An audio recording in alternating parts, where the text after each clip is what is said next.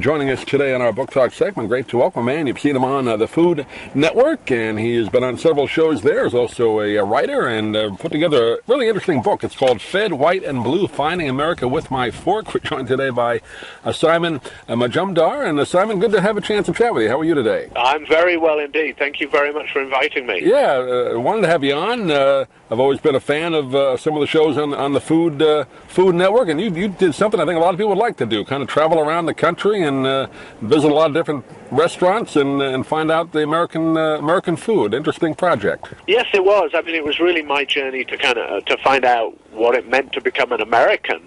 I'm obviously, as you can tell from my accent, I'm not originally from these shores, and I married an American American woman about 5 years ago, 2010. Fell in love, moved over to the United States, and I wanted to become a citizen. I didn't just want to be a resident. I really wanted to take part in the American process, whether it's voting or whatever. So I started this journey. But before I set off, I needed to figure out what that meant. So I asked Americans to invite me to come and find out who you guys are through your food, and that's what they did. I'm appreciative to say that they invited me in their hundreds, and it was actually more of a choice of what I could fit in the book than looking for things to do. So I ended up having a great year. We're a unique group of people, aren't we, over here?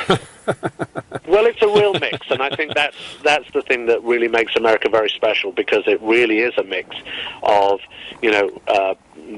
immigrants. I mean, obviously the original native communities, then the immigrants who came over and have been coming over for the past 200 or so years, plus obviously this new wave of modern immigration, whether it's from China or Latin America. I mean, just incredible things. So I was lucky enough to go and experience a lot of that, and I hope that comes through in the book, just how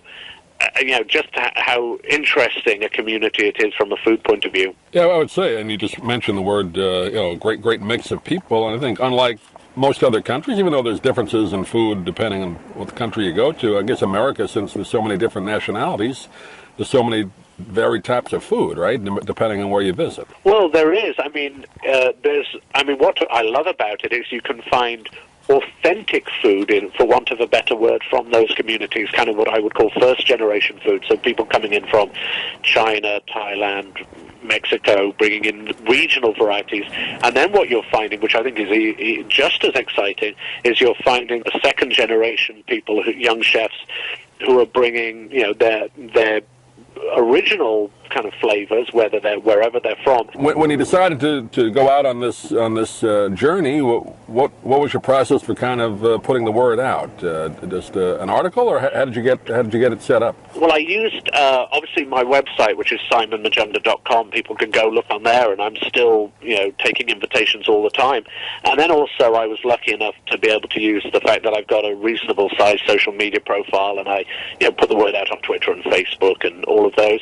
And then what I'm really grateful for as well is that a lot of my colleagues on the Food Network also helped. So, my tweets were passed around by Alton Brown, Bobby Flay, Alex Guarnacelli, Jeffrey Zakarian, and those are people who've got huge profiles and were very generous and helped me get the word out there. And what that meant is that I did get hundreds of invitations. I mean, even now I'm still getting them. So I'm getting invited to do some more things, and the journey still continues even though the book is finished. You went to some interesting places and met a lot of interesting people along the way, all the way from you went to Kansas, you went over to my former home area in the Bronx, New York, New Jersey, so you really ran the gamut. What were some of your favorites? Well, I think there's two areas. One, there were lots of things that I was hoping people would invite me to do, which they did, like going out on the lobster boats in Maine and going fishing for salmon in Alaska. But then there were experiences that I came out of the blue and just turned out to be really remarkable. You mentioned the Bronx, and I went around the Bronx with a really interesting gentleman called Baron Ambrosia, who's this almost cartoonish character who is really driving food in many ways in the Bronx, and really connected me with lots of different communities there. And then the other one was I was invited, and this is one of those great culinary who knew stories. I was invited out to a kosher barbecue festival in Overland Park, Kansas, and I had no idea that there was this big subset of traditional barbecue in the kosher community, but it's becoming very big, and there's now a circuit. And they invited me to come and host and judge one, and I have been now invited to many more, and they've become very, very good friends of mine. So there were things that I didn't even know about that I just kind of discovered along the way, and that's certainly one of them. And then things that I expected to be good and turned out to be even better than I expected. Yeah, a Shabbat meal you actually had in Kansas City. Unusual, right? A Shabbat meal at a barbecue, right? Yeah, I did, and so the barbecue festival there is organized by a rabbi called Mendel Siegel, who works for the VAD there. So everything at the barbecue festival is done under kosher rules. It begins after Sabbath. Everybody has to have a new smoker. The fires have to be lit by a rabbi. Of course, all the meat is kosher. All the spices are kosher. Everything they use is kosher. But what I also discovered is once the barbecue cooking started and the first beer bottle popped, it was the same as any other barbecue festival I've been to ever. And I cook a lot. I go to barbecue competitions a lot, and it's something I'm really passionate about. So I suddenly realized that, what it shows, I think, is we often look at different communities in the United States that are different from us, and where sometimes we don't know much about them, where we sometimes can even be intimidated by different people who we don't know. But once you sit down and you share meals with people and you start to have food, you realize that we're pretty much similar. And I always have this phrase I use all the time, which is, it's hard to have an argument with someone when you've got a mouthful of ribs. It's the truth. Once you share a meal with someone, kind of all bets are off. You just have a good time. When you started this project, I guess you had some idea in mind what you hoped to find out. Were there some surprises along the way, particularly at the end of, I know you say it's ongoing, but when you sat down to write the book, were there things that you didn't expect that you found out? Well, the thing that I really found out that I wasn't expecting is I live in the United States, but I didn't, at that point anyway, I didn't think of it as home. I still thought of myself as a transplanted Brit. Mm-hmm. And here I am, 2 years after I started that journey, and having been a citizen now for nearly 6 months, and I now call America home.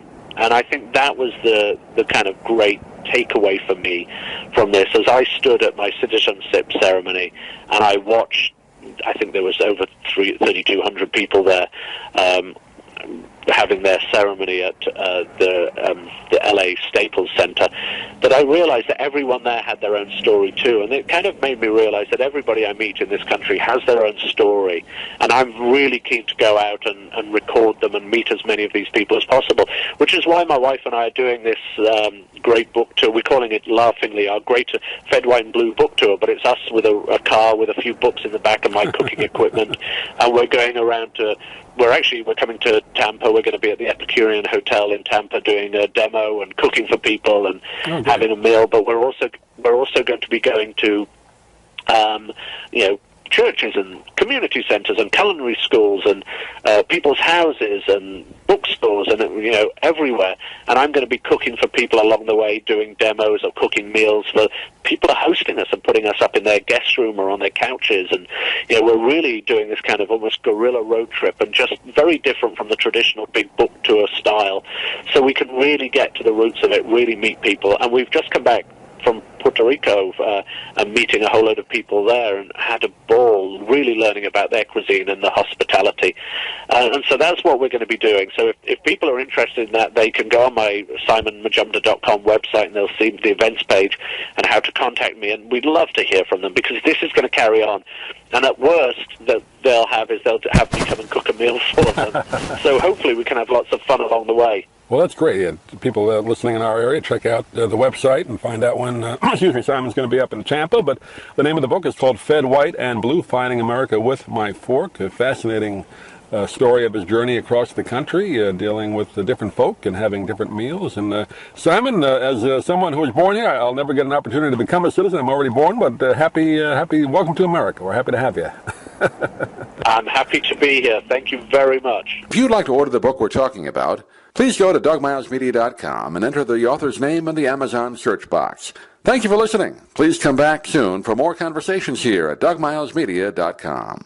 This has been a presentation of Doug Miles Media, all rights reserved. You can listen to or download previous programs at iTunes, Stitcher.com, or DougMilesMedia.